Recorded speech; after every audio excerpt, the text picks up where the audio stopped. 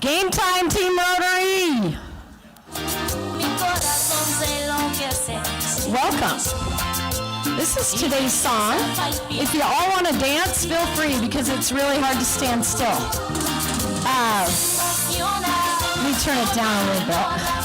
So today's song was picked by Lupita Carrillo. Lupita's with the YWCA, by the way. This song is Bitty Bitty Bum Bum by Selena. Who doesn't love this song? I love this song. Lupita chose this song not only because it's lively, but also because it reminds her of her childhood and her family gatherings. She has vivid memories of this song coming on the radio, and she was not able to resist dancing or singing no matter where she was. I agree with that. Thanks, Lupita, for the music. We appreciate it.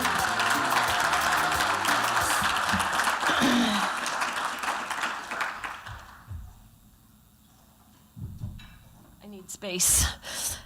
Okay, our greeters today were led by Emery Garcia Sanchez. She's with the Yakima Valley Community Foundation, and Mitchell Acosta, who is with Key Bank, and there were several others, so thank you, greeters. Now, next up to share some inspiration is Sonia Rodriguez-True, and Sonia is with the Yakima County Superior Court. Sonia.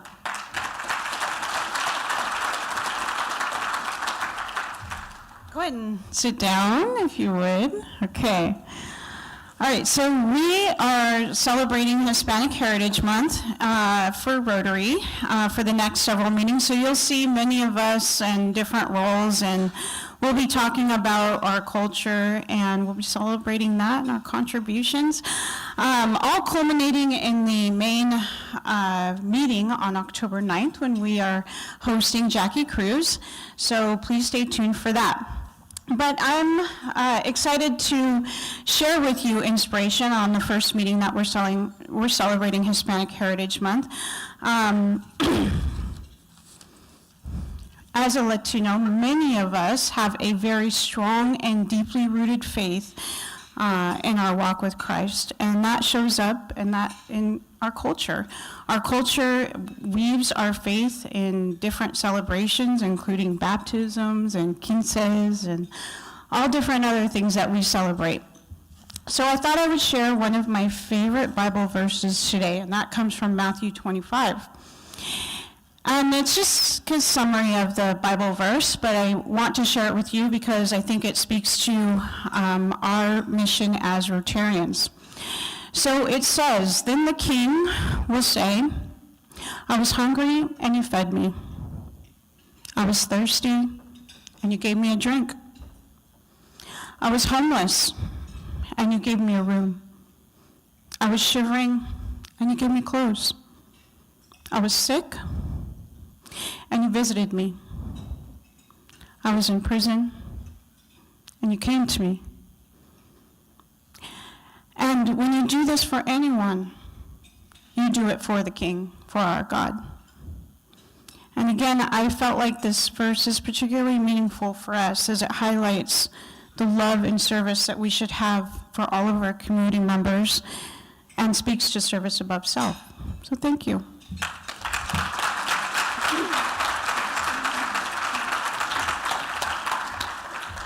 Thank you so much, Sonia. Okay, guests. We have guests in the house. I know we do. Could you please stand up so we can acknowledge you as our MVPs today?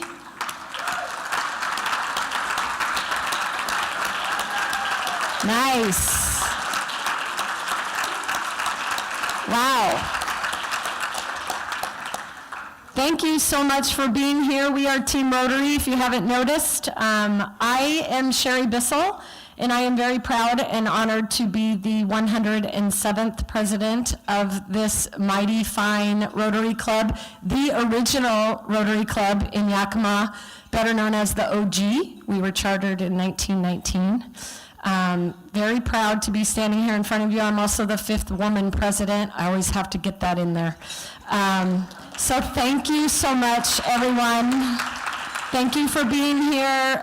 We are an open club to everybody. We are not a closed club. We don't have any secret handshakes or anything.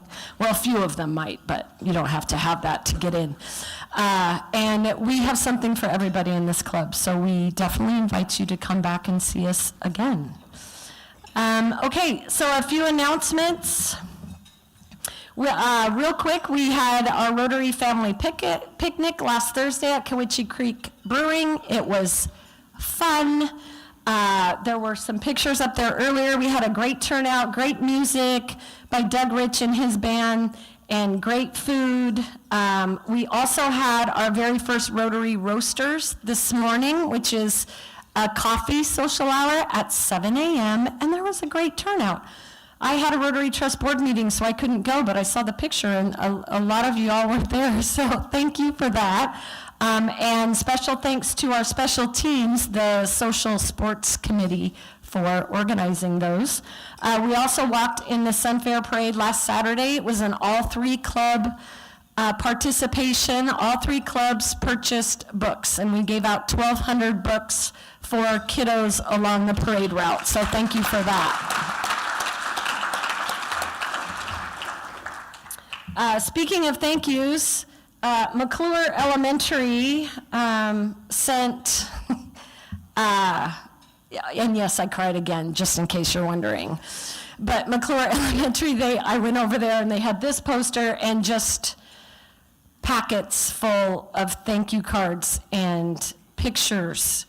And some of them are on your table in the frames. Please look at them and read them. The principal told me that, yes, some of the teachers did organize kids in their class to do this, and other kiddos did it at home with their parents and brought it to school, which says a lot. The other thing I just want to point out real quick, for those of you that weren't there that day when we had the assembly, we had 3 assemblies, and talked to the kiddos.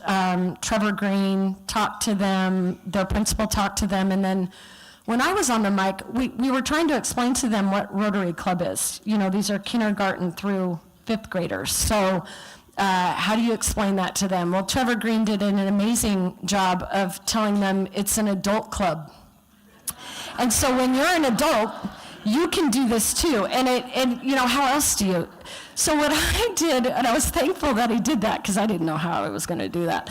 And so when I got up there, I just, you know, we had the rotary wheel silk screened on the backpacks. And I told them, well, first I asked them how many had seen that wheel before, that yellow wheel before.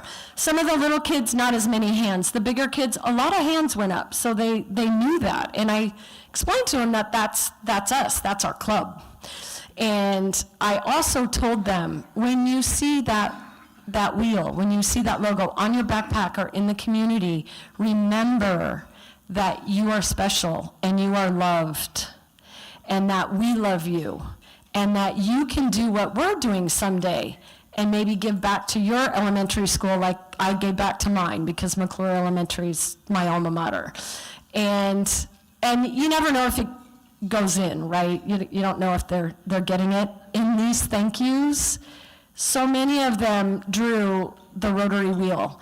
This one in particular, I know it might be hard to see, but so this one, it's not only the rotary wheel, but this kiddo drew a picture of a child on top of every little spoke on it's just the most adorable thing. So anyway, and then I just want to read a thank you from the whole group, teachers, everybody. Dear Yakima Rotary Club, on behalf of our teachers, parents, and students, we want to express our heartfelt thanks for your generous donation of backpacks and all the teacher supplies. Your kindness not only lightens the load for teachers, but also inspires our students to learn, grow, and achieve their best.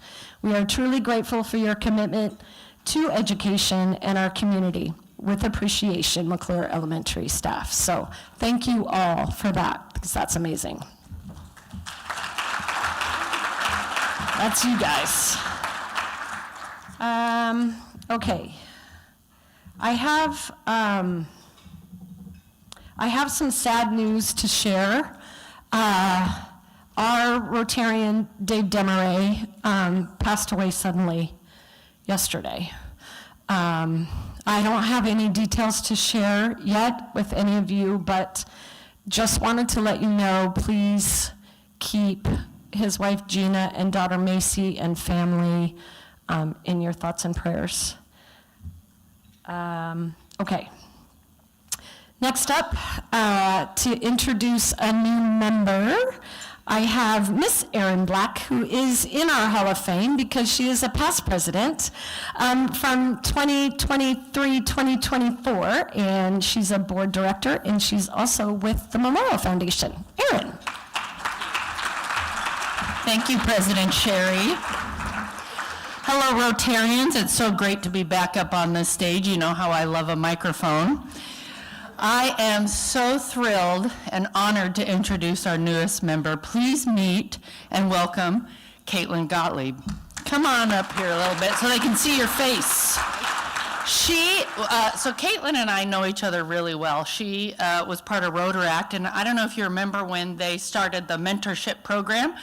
Her and I got to spend a lot of time together going to coffees and getting to know each other, and I got to tell you, she is a wonderful young woman who is bringing so much talent to this club and to Yakima. So she's a passionate community advocate, she's a fundraiser, and a proud mom, and is the newest and officially right this minute is the newest member of Downtown Yakima Rotary. Caitlin is a mom to an adventurous and amazing 3-year-old daughter, wife to Jacob, who's right there, wave Jacob. He's joining us to cheer on, and it is their anniversary today. Happy anniversary. Jacob works in sales at Yakima's own Innovative Sourcing and is a former college football coach. So I have a feeling that you're going to be recruited to Team Rotary next. Be prepared. She's a proud graduate of Pacific Lutheran University. Caitlin earned her bachelor's degree in communication with a focus on public relations and advertising, graduating cum laude in 2016. With her natural gift for connecting with people, she quickly found her calling in fundraising and hasn't looked back since. Currently, Caitlin serves as the major and planned giving manager for TVW, where she builds relationships that strengthen and support civic engagement across Washington state. She has nearly a decade of experience in higher education fundraising, having previously served at PLU, Pacific Northwest University of Health Sciences, and most recently, my alma mater, Central Washington University. Her heart for service runs deep. Caitlin is past president from 2020 of the Yakima chapter of Rotaract, an experience that deepened her love for Rotary and inspired her to continue her dedication to community service. She also serves on the board of Cowiche Canyon Conservancy, where she advocates for the protection of wild places and public lands. Though she was brought to Yakima by her job at PNWU, it's the people in the landscape, and let's be honest, the lack of traffic that has encouraged her to stay, and aren't we lucky for that?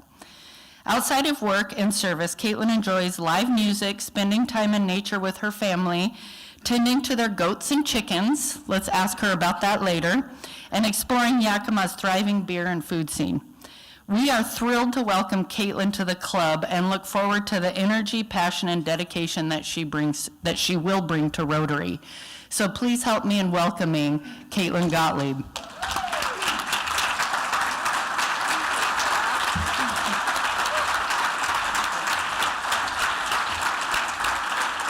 Yay, Caitlin. First of all, this is for you, Erin. That is a sponsor pin. Caitlin, I have your red badge. You can earn a blue badge really easy. You'll go through that real fast. I have the Team Rotary playbook. It's got all the players in it. A few plays you need to memorize. Do that.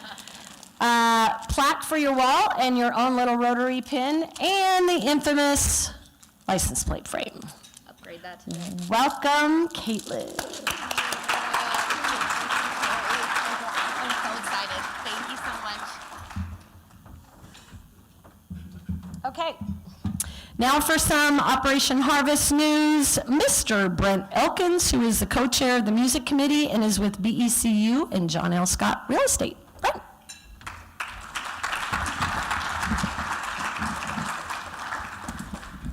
Good afternoon, Rotarians. So I'm the vice chair of the Rotary Harvest Committee, and for those of you in the know about how committees work, that means you get to see way more of this ugly mug next year when I'll be co-chair. So I have a quiz for you all. I want all of you to raise your hands if you can do this. Anyone, can you do that? Raise your hand. Can you do that? Awesome. I have great news for you. You are eligible to pass out bags for Rotary Harvest. We have about 20 routes left that need to be claimed by someone, so all you need to do is do that. Now, if you have any indentured servants at home, children, if you have any children at home, I encourage you to bring them along in the car, have them run around, pass out the bags as you drive down the street. It's really helpful, makes it go really fast. So that's the good news.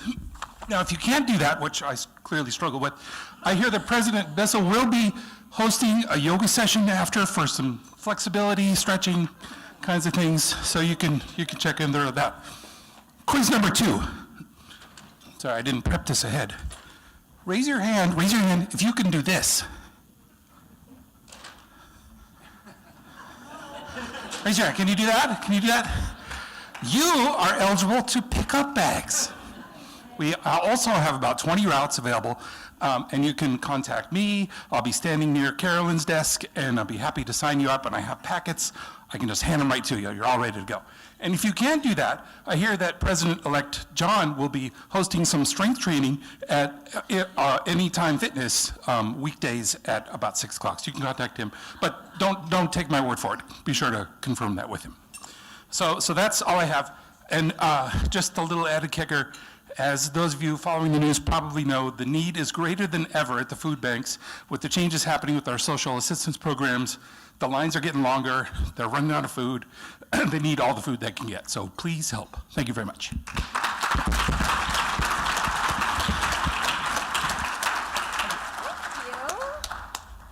Thanks, Brent. Okay, so as Sonia said, we are celebrating Hispanic Heritage Month, and we'll be doing it all the way through mid-October. And so right now, I'd like to bring up Selena Sanchez. And Selena is with the Associated General Contractors of Washington. Did I say that right?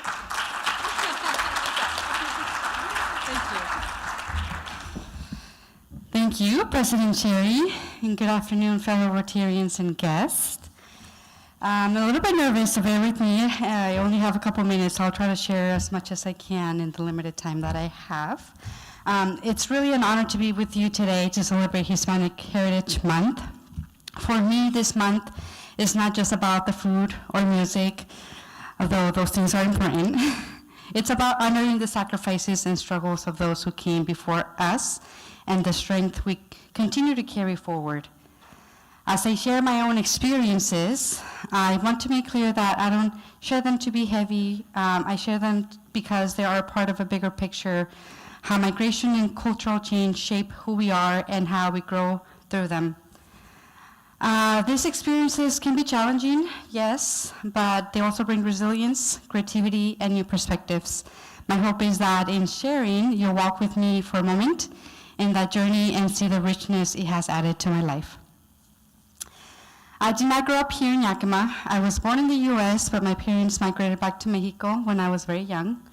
I lived there until I was about 14 years old. Then we returned to the States. My first year was as a freshman, and I was immediately placed in ESL, English as a Second Language classes.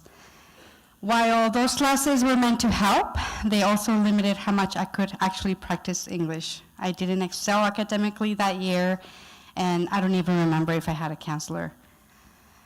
Finally, a few years later, the summer of 2007, my family moved to Yakima, where we had more relatives, and here things began to change. My mom enrolled us in regular classes for one, and suddenly I had to push myself harder. With support of my family, I began to find my footing. By senior year, I was taking IB courses, improving my GPA, and starting ready, to see my future for myself. I talked to my counselors, applied for scholarships, and began exploring for universities. But let me be honest with you on one struggle that remained, my relationship with my heritage. Since returning from Mexico, I often felt as though I had to erase parts of myself to fit in. I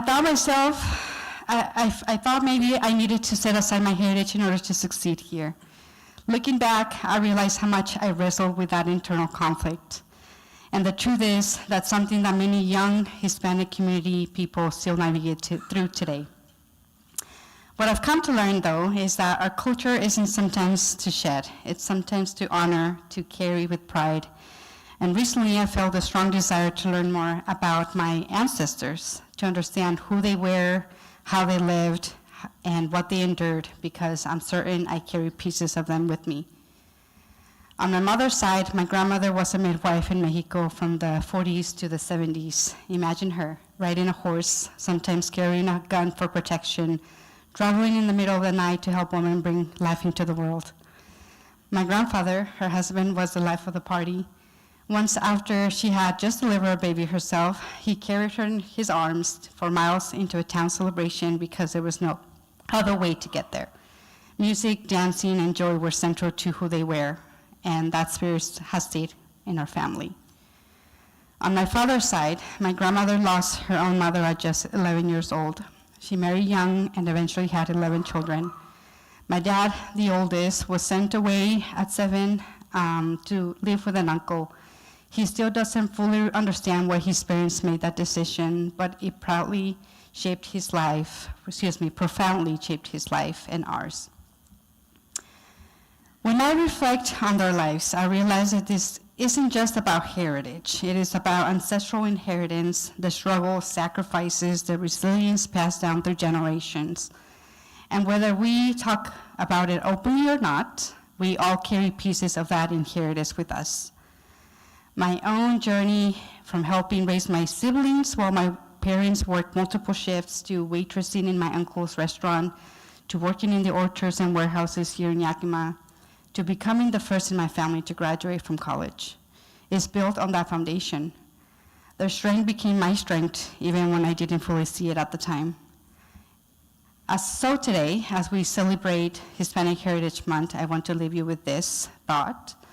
Heritage is not just about looking back, it's about how we carry those stories forward. For me, it's about embracing both worlds, the challenges of migration, the beauty of culture, and the opportunities that came from living at that intersection. Thank you for letting me share the piece of that journey with you all today.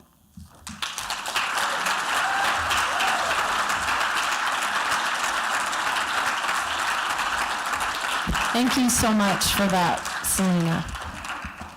Okay, it's time for Sergeant at Arms with Mr. Cy Ruiz. Cy is with the OIC of Washington, and I have a sponsor pin for you that I owe you from bringing in Mitchell Acosta. See. Thank you so much. You're very welcome. Thank you, President Bissell. Good morning, or good afternoon, guests, fellow Rotarians. I'm going to pull the mic off. Thank you so much. Very happy to be here. Happy Hispanic Heritage Month. As you all know, you heard Sonia talk about a little bit about how she views this month. You heard Selena talk about an amazing piece on her family heritage. And I, not too many surprises, I'm going to talk about food.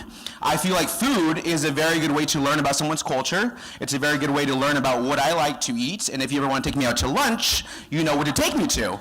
And so I'm going to have all Rotarians pull the $1 bills, the $5 bills, the $10 bills out, and 20s if you're feeling adventurous today, so we can raise some good money. Guests, please do not pull anything out. Make someone else next to you who's a Rotarian do it for you. By the way, I do want to preface it. There will be a Mayor's question in here because I was requested by someone that there should be a Mayor's question given what happened yesterday. The first question is, in Spanish, what does enchilada literally mean? I love enchiladas. Chicken, pork, beef. Is it A, little fire, B, in Chile, C, folded tortilla, or D, spicy bite? And I want this to be engaging, so if you know the answer, you're confident, say it out loud. C. C. Anybody else? D. Okay, wrong. Anybody else? B. Okay, there we go. Hey, my fellow Hispanic over there. It actually means in Chile, like literally in Chile is what it means. And the term comes from enchilad, or someone might say to season with Chile. And right now you'll be seeing it. Well, these are more general softballs. We're going to eventually get to kind of what I like to eat a lot. I'm from the Oaxacan culture. That's where my parents are from. And I think we have some of the best food in that region. Question number 2. What does the word taco originally mean in Spanish? I didn't know this actually, and I was surprised, and I still am doubtful of this. Is it A, plug or wad? Is it B, little boat, which is hilarious? Is it C, folded bread, or is it D, feast? C, okay. B, no one's confident on this one, huh? A, okay, well, you know what, it's actually A, plug or wad. This is wild. Fun fact, miners in Mexico use the word taco for dynamite charges wrapped in paper, similar to how food is wrapped in a tortilla. So next time you have your taco de asada, taco de robada, de lengua, think about plug or wad. Next question. This is actually a history question. I had to toss one in for some of those folks in the crowd. What ancient civilization is credited with domesticating corn, also known as maíz, a staple in nearly all Hispanic cuisines? Is it the Aztec, Mayans, Olmec, or Incas? B? C. Okay, you can't be answering everything, Rodrigo. You know what? I'm gonna ask Rodrigo not to answer any of these because he might know them all. It's actually C. Rodrigo's right. They were the first to domesticate maíz, and which later spread to the Mayan and Inca and Aztecs. This is wild. Without this innovation, no tortillas, tamales, or tacos. So that's half the restaurants here in Yakima. My mom owns one of them, so I actually am very happy this was created. Okay, next. What is the difference between Mexican hot chocolate and the standard hot chocolate most Americans drink? Is it A, it uses milk instead of water? Is it B, it's spiced with cinnamon and sometimes chili? Is it C, it's made with cocoa powder instead of cacao? Or is it D, it's always served with bread? B? B? D could be right, by the way, because we always eat everything with bread, I'll tell you that. But it is B. It's spiced with cinnamon. I forgot to mention, if you're getting these wrong, give some dollars up. I probably should have said that, but most of you all know how it goes. So it is B. Fun fact, traditional Mexican hot chocolate is whisked with a wooden tool called a molinillo, is what it is actually. My mom has a bunch of those at the house. Okay. Next question, which large crispy tortilla? This is where we get to more of the Oaxacan questions, which is actually where my family's from. And a lot of the things here I actually eat on a pretty common basis. Which large crispy tortilla topped with beans, cheese, and meat is often called a Oaxacan pizza? Now, stop, Rodrigo. Is it A, sope, B, a tlayuda, C, a memela, D, a gordita? Extra points for anybody who's actually eaten one other than the Rodrigo. Okay, do we have any guesses? A, okay. D, okay. B, so it's actually B, a tlayuda. I had one last month actually, so my grandma, and I'll talk more about this later because we got more questions about tlayuda, but basically tlayudas are pretty big, but not for Sai. I do eat a full one, and I don't eat for the rest of the week. That is how they actually look. You can put chorizo on top, you can do carne asada on top, you can do just avocado on top. There's a lot of ways to make them, much like most Mexican dishes. And every mom makes it differently, so I never like to argue whichever household I go to. I just accept what's given to me. Next question.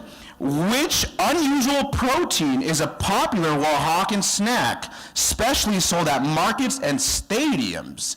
One of the stadiums is actually one of the ones who just won ALS last night, and also has a catcher by the name of the Big Dumper. But what do they sell? Is it crickets, chapulines? Is it B, grasshoppers? Is it C, ant larvae? Or is it caterpillars? D. A. You guys all know this one. Yeah, people actually eat this. My mom eats it. I don't like it personally, but I think that's good. People eat it. They love it, and it's just a good snack to have when you're having lunch or dinner. And they're actually mostly toasted with lime and chili. And they're a good source of protein for you, so you weightlifters out there, eat some crickets. And they also were sold at the Mariner Stadium, fun fact. Okay, next question. What Oaxacan food staple is sometimes called the sacred corn tortilla because its cultural and spiritual importance? Is it tlayuda, is it emela, is it totopo, or is it enmolada? That's a good one. They get tough. It's really silent in here. See? Oh, who knew that? Oh, Sonia, I see you over there. It's totopo, and here's the cool part about it. Totopo is actually what you make the tlayuda with. So the totopo is actually the tortilla at the bottom, and then you put all the toppings on top, which make a tlayuda. So this is kind of a callback to the previous question, and this is mostly made in Mexico. So when my grandma goes, she brings it over. I'm not sure if that's legal, but she brings it over every time, and we eat it, and it's super delicious. If you go to some Oaxacan restaurants around, they have a really good one in Seattle, actually. They sell tlayuda, so you can actually try this and come let me know how it goes, or invite me over there with you.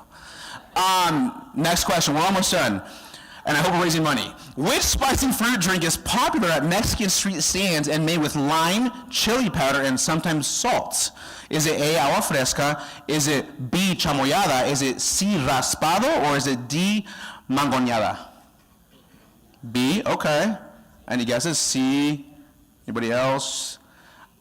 No? Okay, it's mangoñada actually, and you can actually get this at a bunch of places here locally. They sell it at the fair, they sell it at Chelitos on 3rd and Nob Hill. Tell them I sent you there. But yeah, it's made with mango sorbet, chamoy, tajin, tamarindo candy straw, which is really cool. Then you eat the straw and the tamarindo off it. It's very delicious. Kids love it, adults love it. I love it. Next.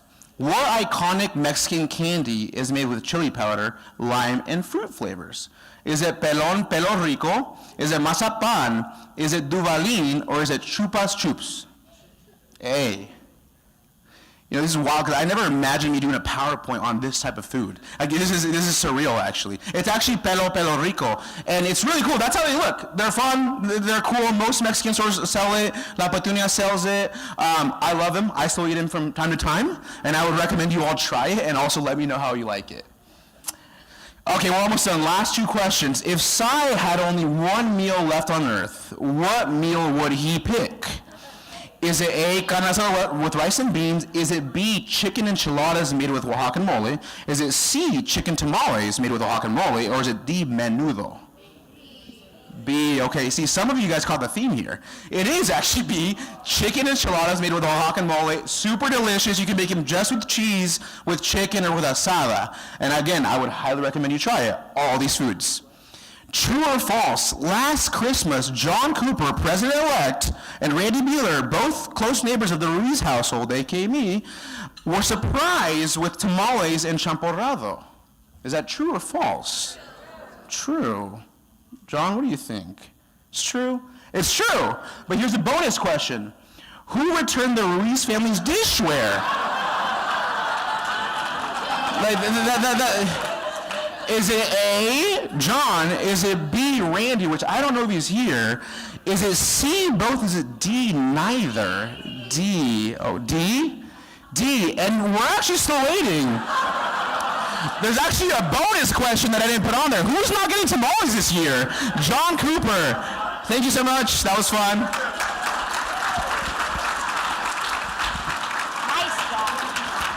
Nice job, Sai. Okay, to introduce our speaker, one of the co-chairs for the program committee, a board director, and a nonprofit consultant, Miss Dana Eliason. Oh, we're free-flowing in here today? Can I put it in here? Okay. I don't know if I can hold the mic and my glasses and read at the same time. You good? There we go. Thank you, President Sherry. Welcome, fellow Rotarians and guests. September is National Literacy Month, and today you're going to hear a story about a wonderful example of the value of literacy, education, partnerships, and community. Early literacy helps children develop a rich vocabulary, self-expression, reading comprehension, and promotes lifelong learning. Houdini is a story about a classroom pet hamster written by a 2nd grade class at White Bluff Elementary School in Richland, Washington. And the class entered the story in a national contest by Scholastic Books called the Scholastic National Challenge in 2010. And their book won first place with over 2,000 entries nationwide. And Christan's going to be telling us more of that story. Let's fast forward to 2021, and proud father and one of our local Rotarians, Ken Smith, approached Susie Diaz, who is the director of Yakima Valley Partners for Education at Heritage University. Then Ken offered Susie the book for her literacy programs in the Yakima Valley. Soon Susie, Ken, his wife Sharon, and Christan met. Could the book be translated into Spanish? And could they bring Houdini to life? The rest, as they say, is history. And by the end of Christan's presentation today, you will be inspired by the students and the partnerships that were created from the love of reading and storytelling. And I want to mention that the Smith family's dedication to sharing this story nurtures healing, reminding us that even in grief, we found the power to create light. In addition to Yakima Valley Partners of Education at Heritage University, I'd also like to acknowledge our own Downtown Rotary Literacy Committee, the United Way Dolly Parton Literacy Program, and the Lower Valley Literacy Program for their contributions to the children of our communities, AKA the ripple effect. We have several of the partners who are connected to this project through Yakima Valley Partners for Education with us today, and I'd like them please to stand for a moment and be recognized.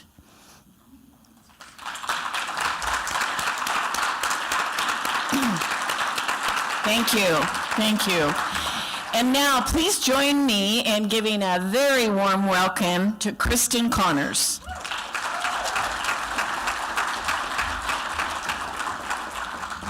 Well, thank you for having me here today. I've just got to get this set up. Cross double fingers. Do you see it? Yay, okay. Okay, well, thank you for having me here today, and happy National Literacy Month. I have taught in the Richland School District for 26 years. I'm currently teaching elementary art and will live my last days there whenever I decide to retire. How did this hamster come into our life? Well, I will tell you, it was a brilliant idea the night before school started. I thought, hey, back in 2007, I think I'm going to get a classroom pet this year. And I decided to do it the night before. I went and bought all the bells and whistles and the deluxe hamster contraption to keep our hamster. And got it all set up the night before. Came to school the next morning to greet my new class of kindergartners that were starting their first day of public education. And I looked down and the hamster's gone. And I'm like, oh my gosh, how is this day gonna end? All new parents coming in, kids coming in, they're brand new, and I'm like peeling my eyes on the ground for a hamster to run across the space. Well, I mean, really, how hard is a hamster to take care of? Be careful what you wish for. So, long story short, 14 days we never found that hamster. And the only reason I knew I wasn't going to find some dehydrated hamster somewhere was because I left out food and water all on the floor every night. And I would come back the next day and it was all pillaged and stored away somewhere. So finally, we come to the second weekend, I have to leave, and I'm finally, my son was going to the school that I was working at the time, and I said, Will, how are you going to catch this thing? And he goes, Mom, just put the cage down. Maybe she'll go inside of it and just nest. I'm like, okay, well, I'll try it. Opened up the cage, put it on the ground, came back Monday, and she didn't nest. But she did confiscate everything out of that cage and took it to her premium hamster condo that she had been designing and developing into the next classroom. And the only reason I knew that was because there was bedding, because she had taken all the bedding, all the food, everything that was not locked down. A tunnel was even dragged partway through there and gone and made a home in the next classroom. So you're going to see on this next slide that you'll see our many attempts at trying to get this hamster.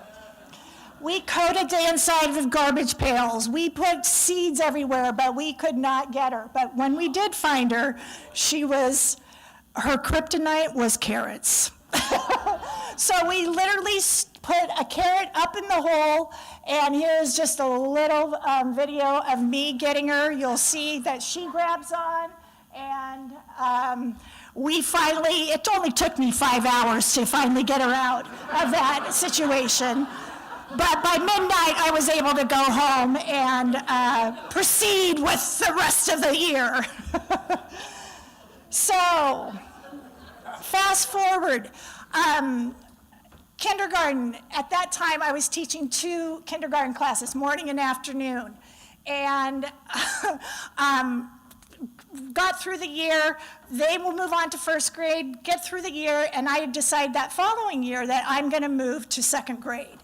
And when I moved to second grade, I get a lot of those former students that I had prior, which is really kind of fun and exciting because, one, you know those kids, and you don't have to kind of relearn and get to know them, so you know where they are academically, socially, emotionally, and you know their backgrounds.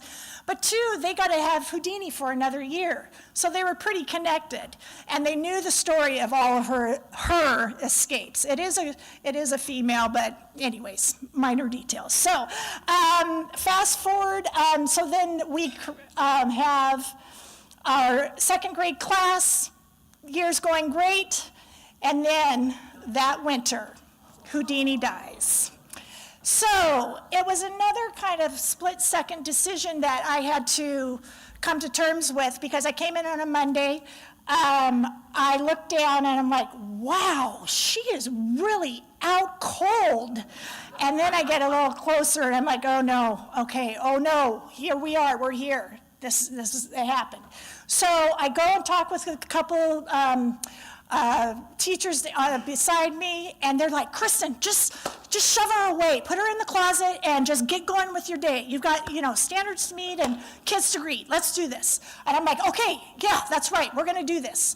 Okay, so I put her away, and the kids start coming in, which is always just a wave of energy after the weekend, and I start to cry. Because they immediately start to ask, where's Houdini? Hey, Houdini's not here. Where's Houdini? And I'm like shrinking from this 40-year-old person down to this 7-year-old mind and putting myself in their shoes. And it's something I could have easily just shoved away and said, Houdini's retired, she's moved to Palm Springs, and just avoided the whole thing. And I didn't. And I thank the universe for having me cry and guiding me, because it was the most beautiful week of creating this story together. And they were as much support to me as I was to them.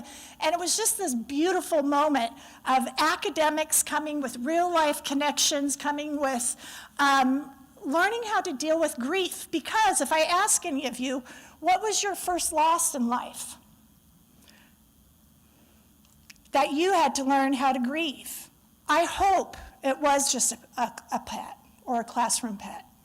And those are all things we as humans connect with and have to go through, unfortunately.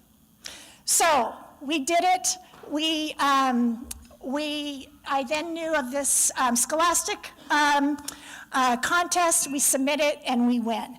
So I'm going to show you a video of, this was supposed to be shown to my kids at their 10-year reunion. Well, their 10-year reunion, they were in second grade.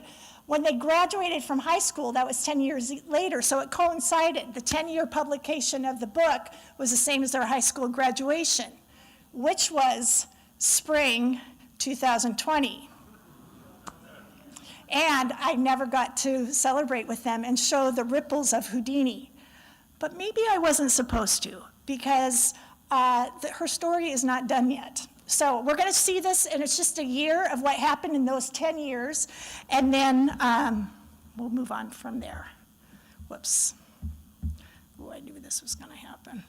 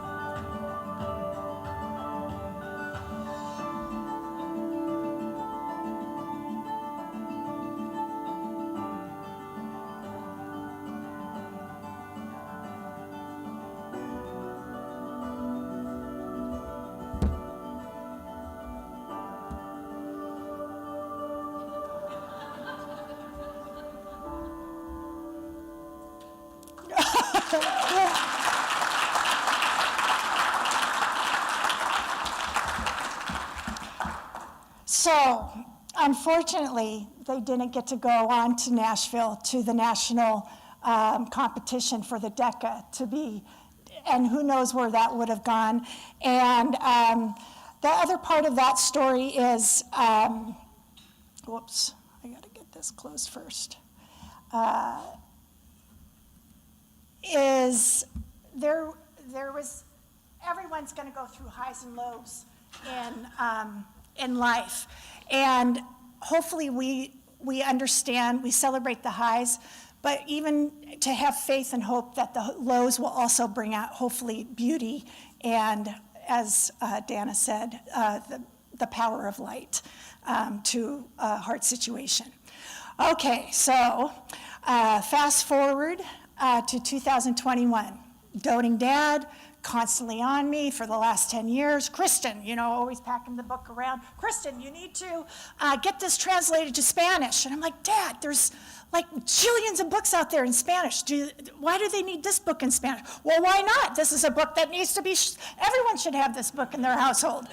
Okay, well, one thing we need to get over is copyrights. Like, we don't own the copyrights. Once we win the contest, the Scholastic takes over the copyrights. So I said, if you can get on that, which I knew he couldn't figure that out, yeah, go for it. Let's get this done.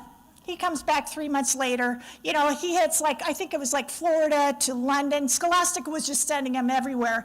And he finally pegs someone down, and he gets the rights to the book and has 500 copies printed.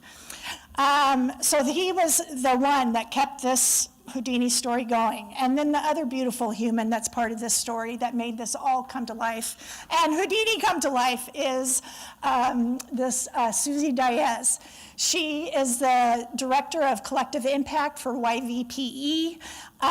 She and my dad, I think, met up in the Fred Meyer parking lot or something, and she talked her ear off about, hey, this is a great book, we need to get it in Spanish, and can you embed it in your curriculum? And she's like, who is this guy? Well, she takes it, and she does it. And now we have today this beautiful program. Oh, I just want to explain what YVPE, because it took me so long to figure out what this is. And we have partners here today. Yakima Valley Partners for Education is a collaborative effort by several entities to support and improve educational outcomes for youth from cradle to career. And the initial work was focused on the lower valley, but now they're moving to the mid and upper valley too. And so here's all the things that this wonderful program that Susie has devised and that YVPE is putting out. We started out in 2022 by creating a mascot and making Houdini come back to life. She's like my Dr. Frankenstein. And she's got Houdini on the back. We got out books. We also did a press release where I was invited down to read the story along with one of our former students got to come with us and read the story to the preschool at the early childhood learning center at Heritage. And so I was good to go with there, but no, it keeps going. We got banners made, slogans made. They had community input from the community on what the slogan was going to be, and so they made it reading as an adventure, and Houdini was the learning ambassador. In 2024 and 2025, they've now put out book kiosks for access to free books, and spaces like banks and clinics and schools and libraries. And then our last big, huge thank you is the Yakima Valley Libraries, and for creating a promotion campaign for literacy. And they have been giving out, you'll find at the back table there's a parenting guide that goes with this, that goes to parents to just show how to read, what questions to ask before, during, and after reading. And it's such a thorough, great guide, and also in Spanish, which is perfect for National and Annual Hispanic Heritage Month. So there's a game board the kids fill out to record their minutes. It's all based on Houdini's little escape modules. There's carrots that they place on it, and it's just so full circle to see this all come around, and her spirit and drive still inspire hope, inspire reading, and joy. So I just want to thank these people. From before I forget, thanks to my White Bluff second graders who helped create the book, through the Richland School District for giving me the opportunity to modify the instruction that week, that we were able to embed it in our own writing and reading standards. To my parents, Ken and Sharon Smith, who've always planted the seeds of knowledge in me and are my biggest cheerleaders and support, and are here today with me. And most, I cannot thank Yakima Valley Partners for Education, Heritage University, and my new best friend, Susie Diaz, for making this all come to life and continue forward. So thank you very much.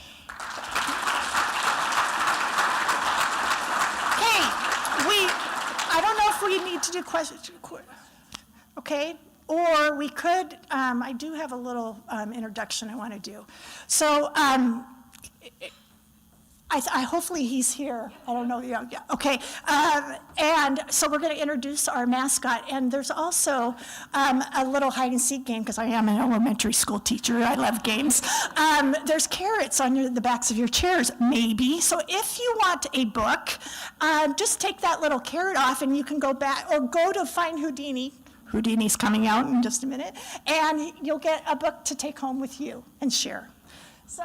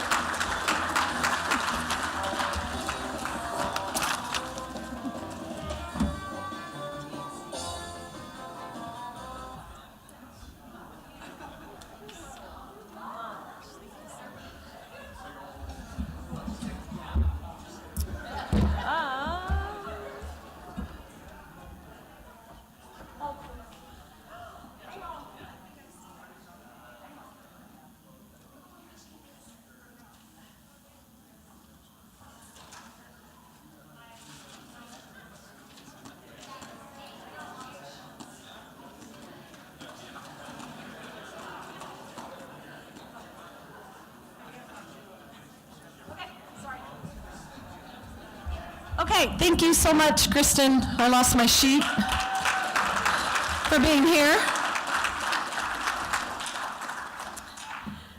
I have a play of the day. Thank you. It's up there. It's on my sheet. So it is all about today. It's all about Literacy Month. It's all about what we did in the parade in giving away 1,200 books.